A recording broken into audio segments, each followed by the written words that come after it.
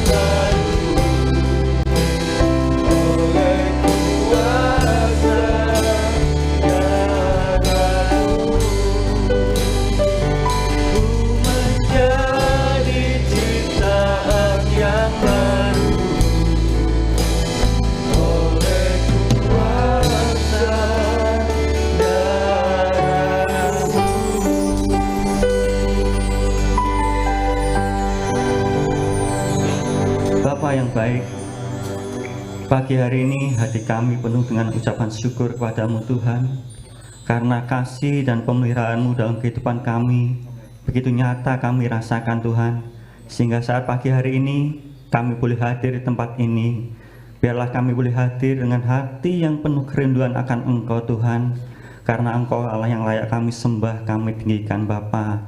Kami mau datang membawa persembahan kami, persembahan pujian untuk menyenangkan hati Engkau Tuhan. Terima kasih Tuhan, terima kasih Yesus. Engkau urapi anak-anak-Mu pagi hari ini yang hadir Tuhan. Engkau urapi dengan kuasa Roh Kudus-Mu Bapa. Demikian juga anak-anak-Mu yang mengikuti dari rumah Tuhan. Engkau juga urapi mereka Tuhan. Anak-anak-Mu yang ambil bagian pelayanan Tuhan, baik yang memimpin pujian, bermain musik, terlebih hamba-Mu yang Kau percayakan untuk mendengar firman-Mu Bapa. Engkau juga urapi dengan kuasa Roh Kudus-Mu Bapa. Biarlah iman kami semakin hari semakin disempurnakan di dalam Engkau Tuhan. Makasih Tuhan, kami akan awali ibadah pagi hari ini, dan kami yakin dan percaya saat ini juga Engkau hadir di tengah-tengah kami. Engkau yang ambil pimpinan ibadah kami saat ini Bapa. Dalam nama Tuhan Yesus kami sudah berdoa dan mengucap syukur. Haleluya, amin. Silakan duduk. Salam alahim. Puji Tuhan, Bapak Ibu saya yang kasih Tuhan. Pagi hari ini kita bersyukur pada Tuhan karena kita percaya kita memiliki Allah yang luar biasa. Allah kita adalah Allah yang dahsyat. Mari kita berikan pujian untuk kemuliaan nama Tuhan.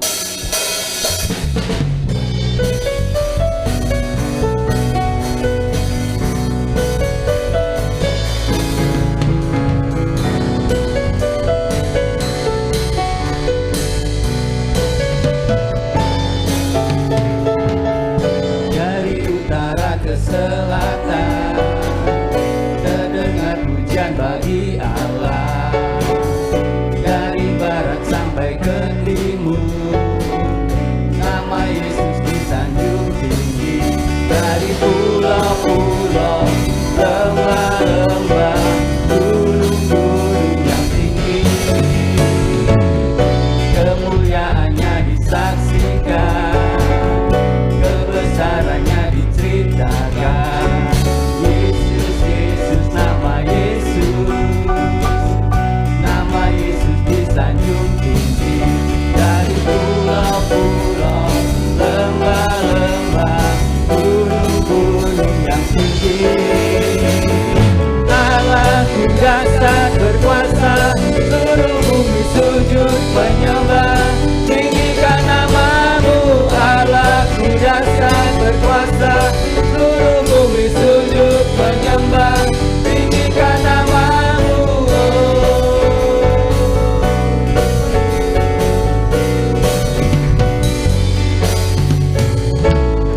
Dari utara ke selatan terdengar pujian bagi Allah. Dari barat sampai ke timur nama Yesus disanjung tinggi. Dari pulau-pulau, lembah-lembah, gunung-gunung yang tinggi,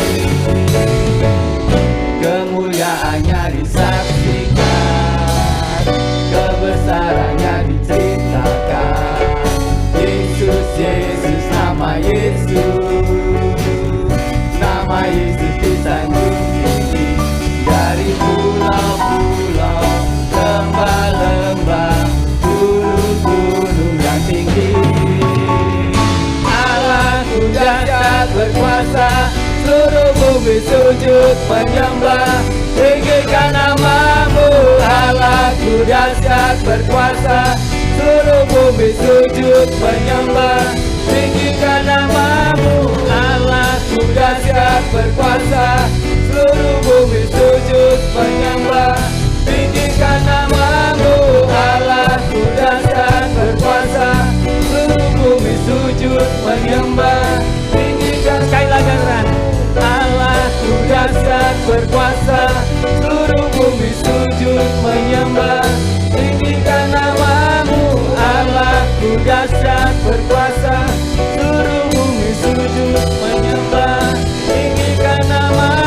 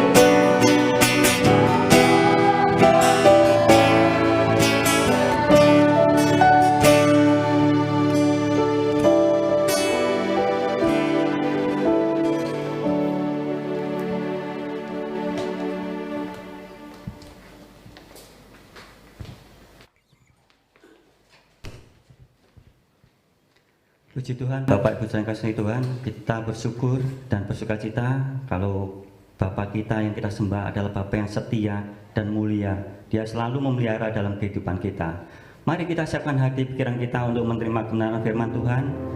Biarlah firman Tuhan yang kita terima boleh menjadi terang dalam kehidupan kita. Mari saya undang kita bangkit berdiri bersama.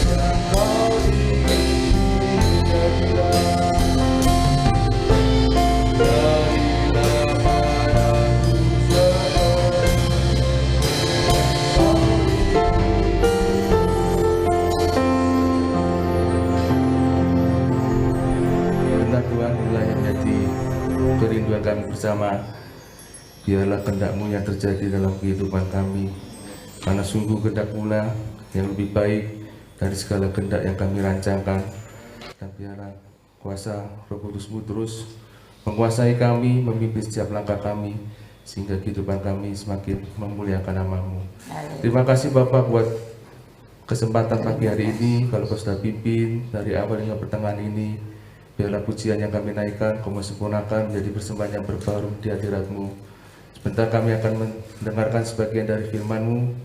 Kau mau pimpin sertai, Kau mau sucikan, kuduskan hati, pikiran, telinga kami, sehingga Tuhan dalam kami mendengar, dalam kami meresponi kebenaran firman-Mu, kami benar-benar melakukannya dalam kehidupan kami sehari-hari. Kami mau belajar untuk taat dan patuh akan kebenaran firman-Mu, tunduk akan otoritas kuasa dari surga. Terima kasih Bapa, berkati hamba-Mu yang akan menyampaikan kebenaran firman-Mu, tutup bungkus dalam kuasa darah-Mu. Biarlah Kau memberikan nikmat marifat yang dari surga, supaya apa yang disampaikan oleh hamba-Mu benar-benar berasal dari Engkau, dan itulah yang menjadi kehendak-Mu dalam kehidupan kami Bapa. Terima kasih Bapa, berfirman kami siap mendengar hanya di dalam nama Tuhan Yesus Kristus, Tuhan dan Juru Selamat kami yang hidup. Haleluya. Amin. Puji Tuhan, saudara yang dikasihi Tuhan. Shalom Aleichem. Puji Tuhan, kalau pada kesempatan pagi ini kita boleh menjadi anak-anak Tuhan yang penuh dengan kemenangan, sehingga kita boleh bersama-sama berada dalam rumah Allah untuk beribadah, memuji dan meninggikan nama Tuhan. Demikian juga saudara-saudara yang ada di rumah, mari kita persiapkan hati kita, Alkitab kita, untuk kita bersama-sama belajar kebenaran firman Tuhan. Yang pada kesempatan ini saya ingin menyampaikan ada beberapa hal, beberapa langkah untuk dapat mengatasi kesusahan masalah dalam kehidupan kita. Setiap kita yang hidup di dunia ini, siapapun kita, tidak bisa lepas dari masalah. Tidak ada orang yang hidupnya bebas dari masalah. Kita akan membaca terlebih dahulu di dalam 1 Tesalonika pasal yang ketiga, ayat 3 dan 13. 1 Tesalonika pasal 3 ayat 3 dan 13. Mari sama-sama bangkit berdiri, kita baca bersama dan kita aminkan bersama. 1 Tesalonika pasal 3 ayat yang ketiga. Supaya jangan ada orang yang goyang imannya karena kesusahan-kesusahan ini. Kamu sendiri tahu bahwa kita ditentukan untuk itu. 13. Kiranya Dia menguatkan hatimu supaya tak bercacat dan kudus di hadapan Allah dan Bapa kita pada waktu kedatangan Yesus Tuhan kita dengan semua orang kudusnya. Berbahagialah aku jika aku firman Allah dan melakukannya. Amin. Silakan duduk. Bapak Ibu Saudara yang dikasihi Tuhan, tadi sudah saya katakan bahwa kita hidup tidak ada yang tanpa kesusahan, tanpa masalah. Dan di sini kita melihat Rasul Paulus mengingatkan supaya jangan ada orang yang goyang imannya karena kesusahan-kesusahan ini. Kamu sendiri tahu bahwa kita ditentukan untuk itu. Saudara yang dikasihi Tuhan, kita harus menyadari bahwa setiap kita yang hidup di dunia ini pasti mengalami kesusahan, pasti mengalami masalah. Ya. Jangan sampai kesusahan atau masalah yang kita hadapi membuat iman kita goncang, membuat kita meninggalkan Tuhan. Tapi kita harus dapat mengatasinya, sehingga seperti pada ayat yang terakhir, kita nanti terus mempertahankan iman sampai kita tidak bercacat celah di hadapan Tuhan, sampai kedatangannya yang kedua kali. Langkah yang pertama, kita harus menerima kesusahan atau masalah itu sebagai bagian dari kehidupan kita. Kita harus menyadari bahwa kita harus menerima kesusahan masalah yang kita hadapi itu merupakan bagian dalam kehidupan kita. Di dalam Kisah Para Rasul pasal 14 ayat yang ke-22. Langkah ini dianjurkan oleh Rasul Paulus kepada jemaat Tuhan yang ada di Antiokhia. Di tempat itu mereka menguatkan hati murid-murid itu dan menasihati mereka supaya mereka bertekun di dalam iman dan mengatakan bahwa untuk masuk ke dalam kerajaan Allah kita harus mengalami banyak sengsara. Saudara yang dikasihi Tuhan, murid-murid mendapatkan kekuatan, yaitu dinasihati supaya mereka tetap bertekun di dalam iman dan bahwa untuk masuk ke dalam kerajaan Allah harus mengalami banyak sengsara, harus mengalami kesusahan-kesusahan yang ada. Sekali lagi, biarlah kesusahan atau masalah apapun yang terjadi dalam kehidupan kita jangan membuat kita meninggalkan Tuhan, apalagi saat sekarang ini kita menghadapi pandemi seperti ini. Jangan kita semakin lemah, tapi kita mau semakin kuat di dalam Tuhan. Demikian juga Rasul Petrus menunjuk kepada Kristus sebagai contoh dalam menghadapi kesusahan, dalam menghadapi penderitaan. 1 Petrus pasal 2 ayat 20 dan 21. Suratan 1 Petrus pasal 2 ayat 20 dan 21.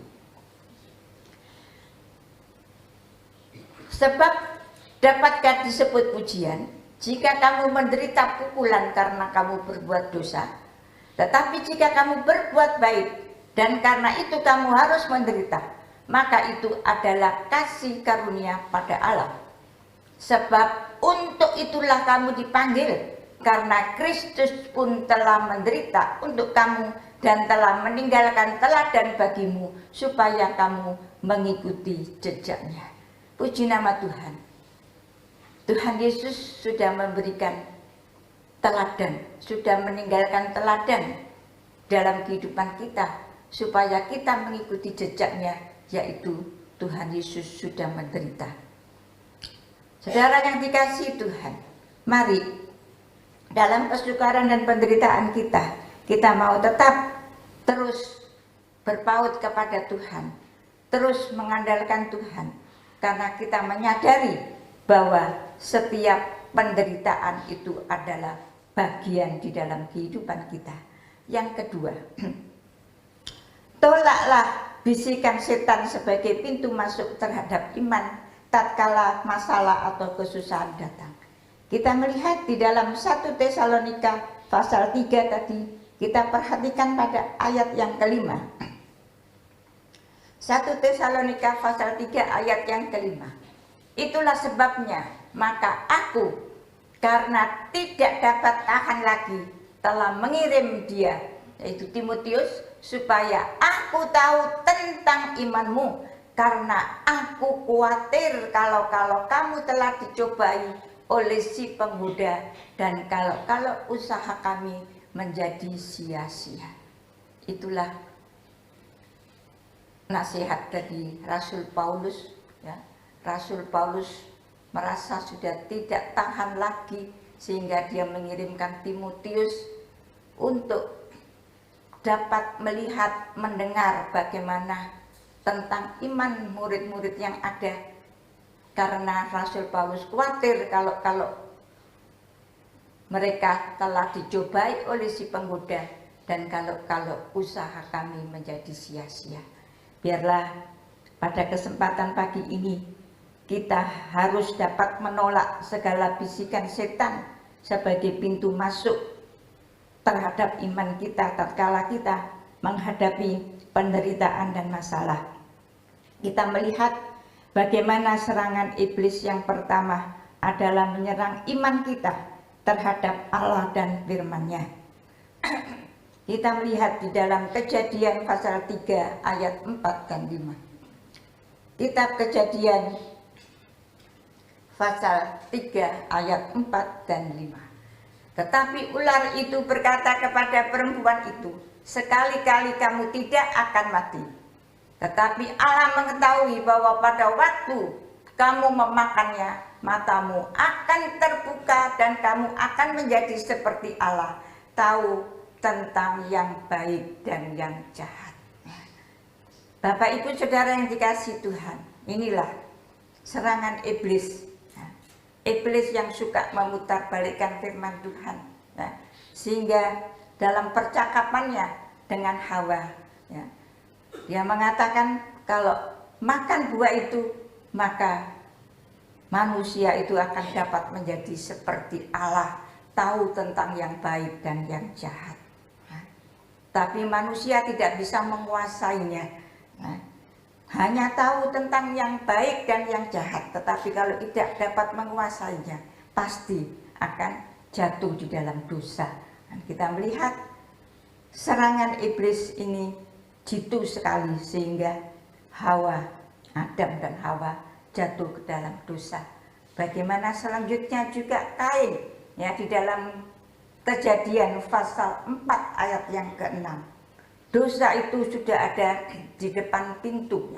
Firman Tuhan kepada Kain, mengapa hatimu panas dan mukamu muram? 7. Apakah mukamu tidak akan berseri jika engkau berbuat baik? Tetapi jika engkau tidak berbuat baik, dosa sudah mengintip di depan pintu. Ia sangat menggoda engkau, tetapi engkau harus berkuasa atasnya. Nah, puji nama Tuhan. Sebenarnya Kain sudah diperingatkan oleh Tuhan. Kalau Kain mau berbuat baik, pasti mukanya berseri. Dan kita melihat Kain karena sangat iri kepada adiknya, sehingga dosa itu sudah mengintip di depan pintu dan dia sangat menggoda. Tuhan sudah memperingatkan, tetapi engkau harus berkuasa atasnya. Dan kita melihat bagaimana Kain tidak berkuasa untuk mengatasinya, sehingga dia membunuh adiknya. Sebab itu kita butuh Roh Kudus, supaya Roh Kudus terus menguasai dan menopang dalam kehidupan kita, sehingga kita tidak tergoda oleh segala kelicikan iblis. Demikian juga kita melihat nasihat dari Tuhan Yesus kepada Simon Petrus untuk waspada terhadap tipu muslihat iblis. Lukas 22 ayat 31 dan 32. Lukas 22 ayat 31 dan 32. Simon, Simon, lihat iblis telah menuntut untuk menampi kamu seperti gandum. Tetapi aku telah berdoa untuk engkau supaya imanmu jangan gugur, dan engkau, jikalau engkau sudah insaf, kuatkanlah saudara-saudaramu. Puji nama Tuhan. Kita melihat bagaimana Tuhan Yesus memperingatkan Simon Petrus, sehingga Tuhan harus berdoa untuk Petrus supaya imannya jangan gugur, dan setelah insaf Simon harus menguatkan saudara-saudaranya. Demikian juga dalam kehidupan kita, kita harus waspada terhadap tipu muslihat iblis. Kalau kita sudah jatuh, kita sadar, kita insaf, kita bangun, kita bangkit, kita mau menguatkan saudara-saudara kita yang lain. Lalu langkah yang ketiga, hadapilah penderitaan atau masalah itu dengan doa. Di dalam 1 Tesalonika pasal yang ketiga tadi, kita perhatikan ayat yang ke-10. 1 Tesalonika pasal 3 ayatnya yang ke-10. Siang malam kami berdoa sungguh-sungguh supaya kita bertemu muka dengan muka dan menambahkan apa yang masih kurang pada imanmu. Puji nama Tuhan. Kita melihat di sini bagaimana kerinduan dari Rasul Paulus. Kita tahu dalam pelayanan Rasul Paulus penuh dengan kesukaran, kesulitan, penderitaan, aniaya, keluar masuk penjara. Tapi kita melihat di sini siang malam kami berdoa sungguh-sungguh supaya kita dapat bertemu muka dengan muka dan menambahkan apa yang masih kurang pada imanmu. Mari dalam menghadapi penderitaan. Walaupun Rasul Paulus dalam pelayanannya penuh dengan kesukaran penderitaan, tetap dia tekun berdoa. Di dalam Yakobus 5 ayat 16 yang sudah tidak asing bagi kita, bahwa doa orang benar itu besar kuasanya. Jangan kita remehkan dengan yang namanya doa. Ya. Doa itu memang kelihatannya sepele, hanya begitu-begitu saja. Tapi kalau kita orang-orang yang sudah dibenarkan di dalam Tuhan Yesus Kristus, kita yang belajar taat kepada firman-Nya, maka kalau kita berdoa pasti besar kuasanya Tuhan menjawab setiap doa kita. Dan kita melihat nasihat dari Rasul Paulus untuk jemaat Tuhan yang ada di Filipi supaya berdoa di kala susah, di kala masalah datang. Di dalam Filipi pasal 4 ayat yang ke-6.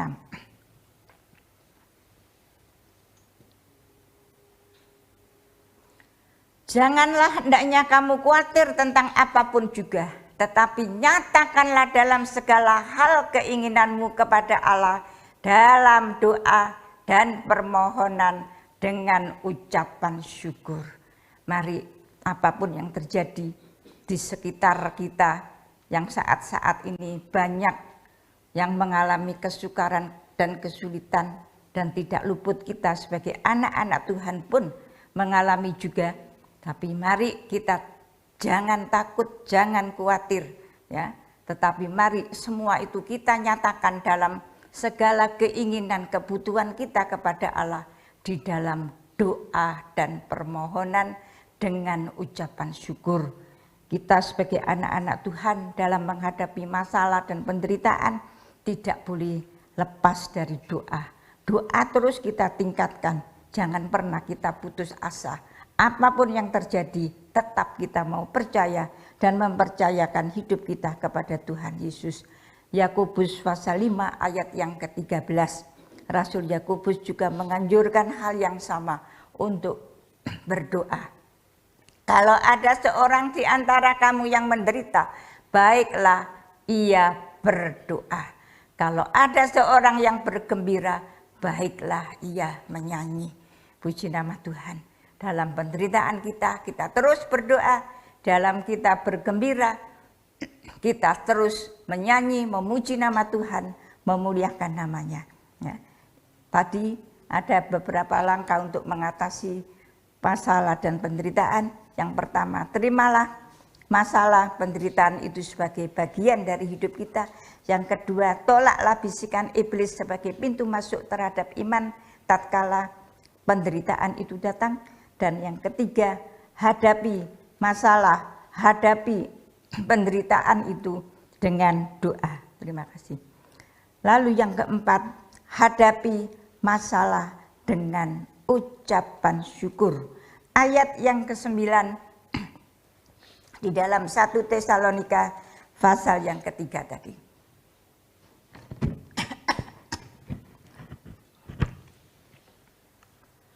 Sebab ucapan syukur apakah yang dapat kami persembahkan kepada Allah atas segala sukacita kami peroleh karena kamu di hadapan Allah kita. Saya ulangi. Sebab ucapan syukur apakah yang dapat kami persembahkan kepada Allah atas segala sukacita yang kami peroleh karena kamu di hadapan Allah kita. Puji nama Tuhan. Kita melihat di sini ucapan syukur yang dinaikkan oleh Rasul Paulus sedemikian rupa. Ucapan syukur yang penuh dengan sukacita karena mendengar bahwa murid-murid yang ada pada waktu itu dalam kesusahan dan penderitaannya tetap mempertahankan iman, tetap memelihara iman di dalam kehidupannya.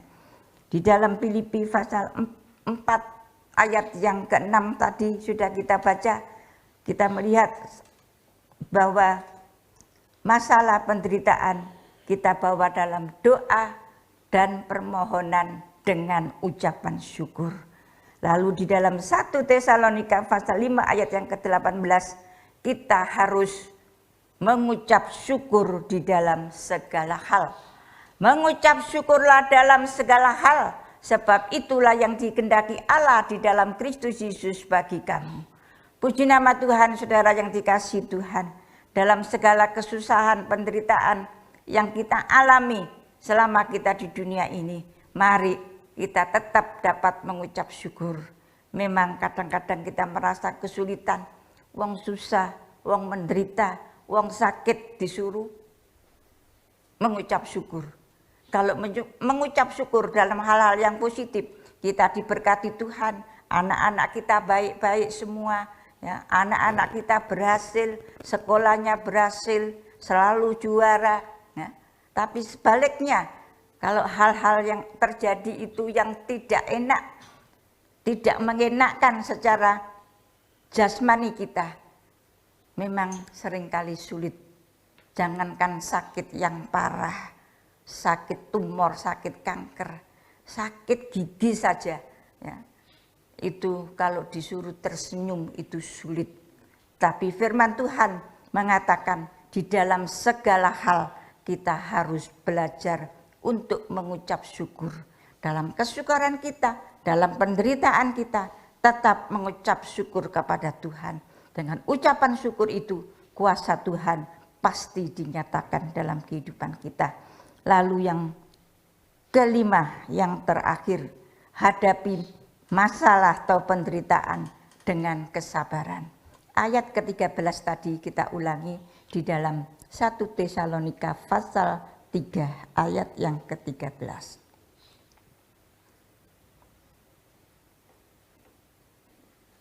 Kiranya Dia menguatkan hatimu supaya tak bercacat dan kudus di hadapan Allah Bapa kita pada waktu kedatangan Yesus Tuhan kita dengan semua orang kudusnya. Puji nama Tuhan. Kiranya Dia, Tuhan Yesus, terus menguatkan hati kita supaya kehidupan kita, iman rohani kita tidak bercacat dan kudus di hadapan Allah dan Bapa kita pada waktu kedatangan Tuhan Yesus dengan semua orang kudusnya. Saudara yang dikasihi Tuhan, mari kita minta kekuatan dari Tuhan sehingga hati kita kuat, iman kita kuat, iman terus kita pertahankan sampai Tuhan Yesus datang yang kedua kali, sehingga kita didapati tidak bercacat, tidak bercelah di hadapan Tuhan dan kudus. Di dalam Roma pasal 12 ayat yang ke-12. Suratan Roma pasal 12 ayat yang ke-12. Bersukacitalah dalam pengharapan, sabarlah dalam kesesakan, dan bertekunlah dalam doa. Puji nama Tuhan. Ya. Menghadapi penderitaan dengan sabar, bersukacita dalam pengharapan. Kalau kita sebagai anak-anak Tuhan memiliki pengharapan yang di dalam Tuhan Yesus, kita pasti akan bersukacita. Dan kalau kita dalam kesesakan, kita harus belajar sabar. Jangan mengatakan sabar risik becak, sabar risik nang sawah. Ya, boleh kalau itu hanya bergurau. Tapi setiap saya dan saudara pasti dituntut untuk sabar. Dalam penderitaan, kesusahan kita, dalam penderitaan kita, kesukaran kita itu berbeda-beda. Tapi pasti kita mengalami masalah, ya. Setiap kita pasti mengalami masalah, walaupun masalah itu berbeda-beda. Tapi kita tetap untuk dituntut di dalam kesabaran. Sabar dan bertekunlah dalam doa, ya. Jadi kita tidak boleh bosan berdoa. Ya, di dalam Lukas 18 ayat 1 tidak boleh jemu-jemu untuk berdoa. Terus kita berdoa, dan di sini dikatakan tidak harus doanya harus tekun. Tekun itu kita lakukan terus-menerus. Bukan kalau aku mood aku mau doa, tapi kalau enggak mood aku enggak doa, ya. Tapi setiap saat mood tidak mood kita harus tekun berdoa. Dan sebagai ayat yang terakhir, Roma pasal 8 ayat yang ke-18. Roma 8 ayat yang ke-18. Sebab aku yakin bahwa penderitaan zaman sekarang ini tidak dapat dibandingkan dengan kemuliaan yang akan dinyatakan kepada kita. Puji nama Tuhan. Saudara yang dikasihi Tuhan, kita yakin, kita mempunyai satu keyakinan yang penuh bahwa penderitaan kita yang kita alami sekarang ini, mungkin kita dari lahir sampai kita tua menderita, ya, tapi tidak mungkin pasti tidak menderita, waktunya senang, waktunya diberkati Tuhan itu pasti ada, ya. Tapi mungkin kalau dibandingkan kita mengalami penderitaan dengan kita waktu mengalami hal-hal yang enak, mungkin yang enak sedikit, yang menderita banyak. Tetapi kalau nanti dibandingkan dengan kemuliaan yang akan datang, tidak ada bandingnya. Sebab itu Bapak Ibu Saudara yang dikasihi Tuhan, jangan pernah kita curiga dengan Tuhan. Mengapa saya harus menderita? Kita harus menyadari bahwa penderitaan itu adalah bagian dalam kehidupan kita. Dan setiap kita yang ingin masuk kerajaan Allah, kita harus mengalami penderitaan. Tapi jangan kita menderita karena kita melanggar firman Tuhan. Jangan kita menderita karena kita mencuri. Ya, mencuri, ketahuan, ketangkap, digebuki masyarakat. Ya, itu menderita karena kesalahannya sendiri. Tetapi kalau kita menderita, kita belajar mengasihi sesama, kita belajar mengampuni, kita menderita, ya, itu kasih karunia. Dan biarlah kita mau belajar menderita karena Kristus, menderita karena taat kepada firman Tuhan, dan penderitaan itu merupakan kasih karunia. Biarlah 5 langkah ini kita terapkan di dalam kehidupan kita, sehingga kita dapat mengatasi semua masalah penderitaan yang ada, dan kehidupan kita dapat menjadi satu kesaksian yang indah, dan nama Tuhan semakin dipermuliakan. Puji nama Tuhan. Saya undang jemaat untuk bangkit berdiri. Kita akan masuk dalam perjamuan kudus. Kita naikkan pujian Darahmu Yesus 296.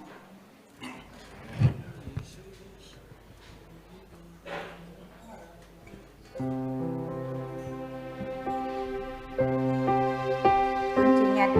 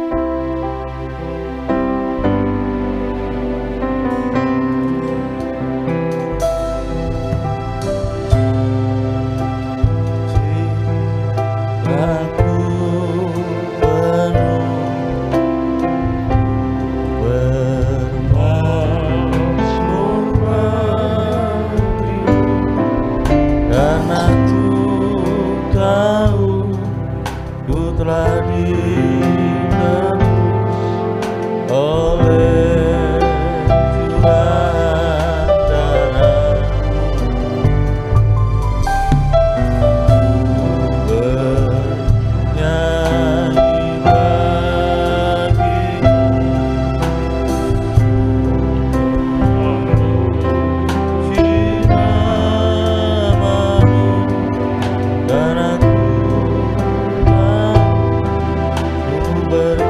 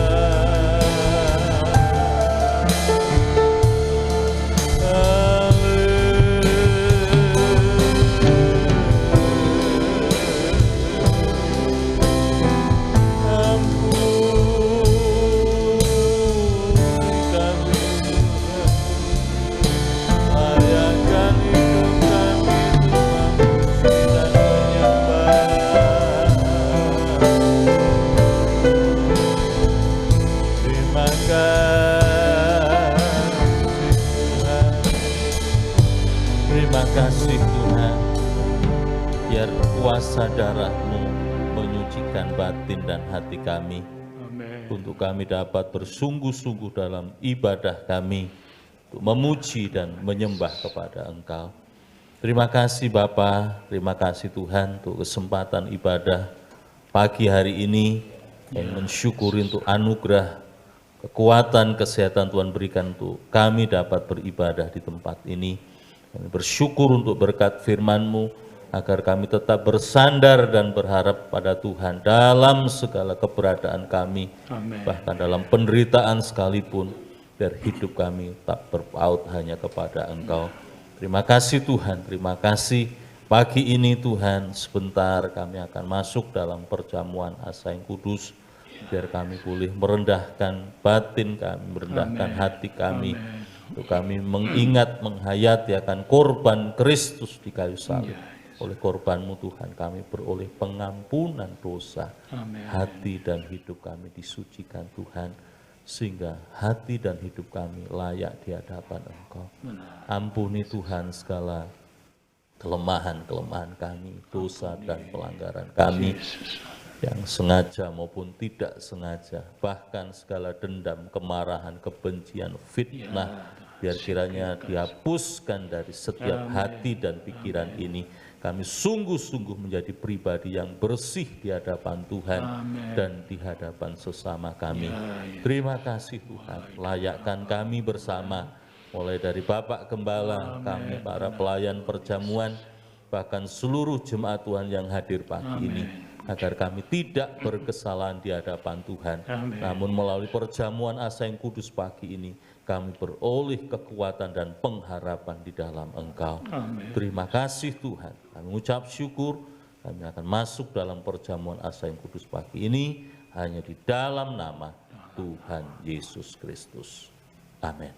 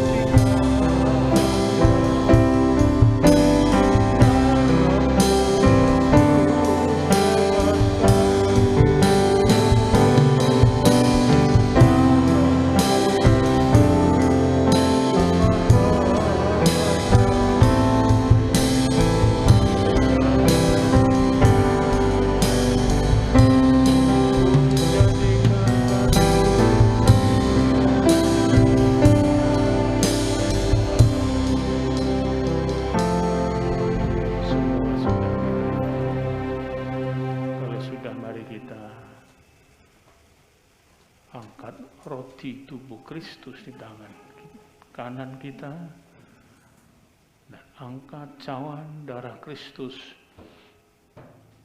sebatas dada bersama. Bapa yang baik, terima kasih. Ajarkan kami tahan di dalam berbagai kesusahan, karena sesungguhnya kami di dunia ini, kami menderita karena dunia telah dikuasai oleh dosa. Itu sebabnya kami wajib untuk tidak merasa aneh dalam menderita karena Tuhan. Biar kiranya Tuhan anugerahi dengan ketambahan, karena Engkau telah menebus kami, dan Engkau telah memberikan keteladanan penderitaan yang demikian rupa. Dan di mana penderitaan yang kami alami tidak ada sedikit pun yang akan menyamai penderitaan Tuhan. Kami masih jauh dari apa yang Tuhan telah lakukan bagi kami. Beri kami kerelaan, sehingga tetap ada pengucapan syukur, dan tetap juga ada ketulusan di hadapan-Mu. Tubuh yang dipecahkan telah memberikan kami tubuh yang tidak lagi dikuasai oleh nafsu-nafsu dosa, tetapi dikuasai oleh kuasa Roh Kudus-Mu. Tuhan, terima kasih untuk hal ini. Kiranya Tuhan, biar kami tetap setia sampai ke akhir. Dengar saya bacakan firman Tuhan, setelah kita amenkan bersama, kita akan makan bersama dengan percaya.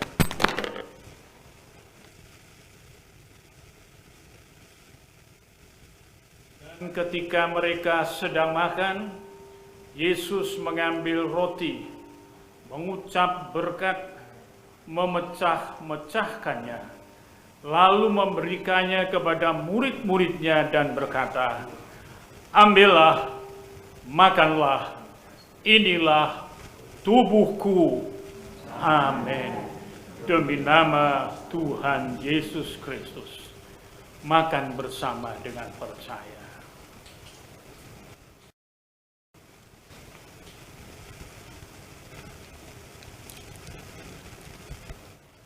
Terima kasih Tuhan atas semua kemurahan dan pengasihan.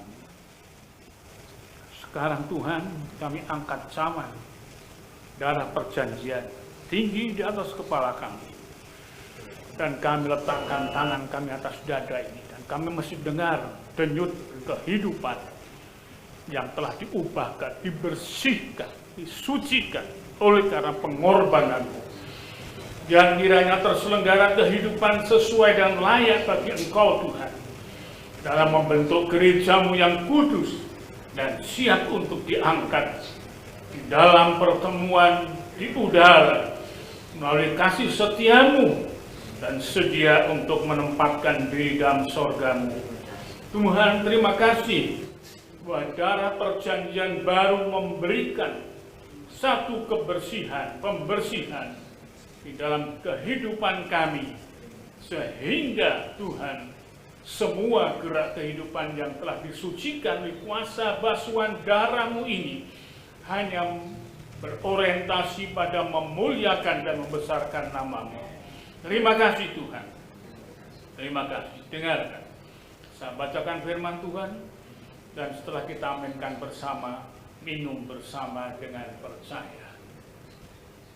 Sesudah itu, ia mengambil cawan, mengucap syukur, lalu memberikannya kepada mereka dan berkata, "Minumlah kamu semua dari cawan ini, sebab inilah darah-Ku, darah perjanjian yang ditumpahkan bagi banyak orang untuk pengampunan dosa." Amin. Dalam nama Tuhan Yesus Kristus. Minum bersama dengan percaya.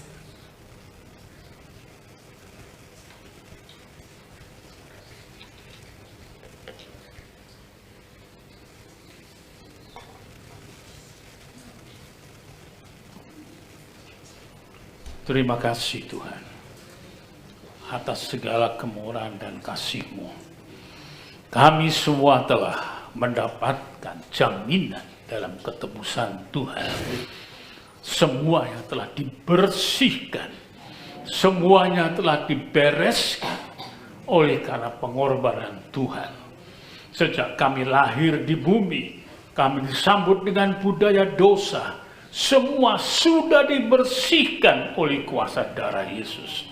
Dan kami diubahkan menjadi tahan hidup di dalam menderita bersama dengan Tuhan. Sampai kami semuanya dipanggil satu persatu. Terima kasih Tuhan, terima kasih. Kami berdoa untuk negeri dan bangsa ini Tuhan. Kiranya Engkau juga menganugerahi kepada bangsa ini kekuatan di dalam batin rohnya, hidup keagamaan dari bangsa ini yang menyembah kepadamu kiranya ya Allah, Allah Musa, Allah Yakub, Allah Abraham yang kami kenal di dalam nama Tuhan Yesus Kristus akan memberikan pengamanan di seluruh negeri ini sehingga semua dapat dikendalikan.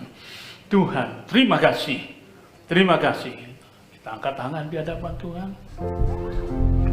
Segala hormat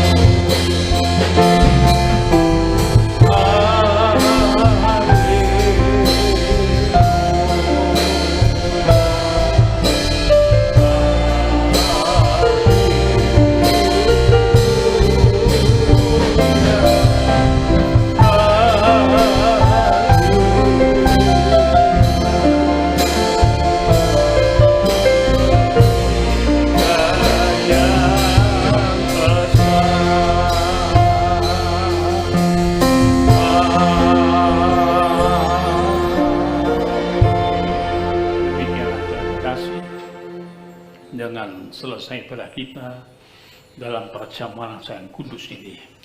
Biarlah kita dipenuhkan dengan kemampuan bertahan untuk menderita bagi Dia, karena Ia telah lebih dahulu menderita bagi kita semuanya. Kemudian pulanglah dan terimalah kiranya anugerah Bapa dari sorga, kasih sayang, rahmat, damai sejahtera di dalam Kristus Yesus Tuhan kita, beserta persekutuan Roh Kudus yang menghiburkan kita bersama mulai pagi ini sampai Maranatha, bahkan sampai kita masuk ke dalam pesta nikah anak domba Allah, dan jadi gereja Tuhan yang diberkati sebagai mempelai-mempelai Tuhan yang kudus dalam nama Tuhan Yesus Kristus. Haleluya. Amin.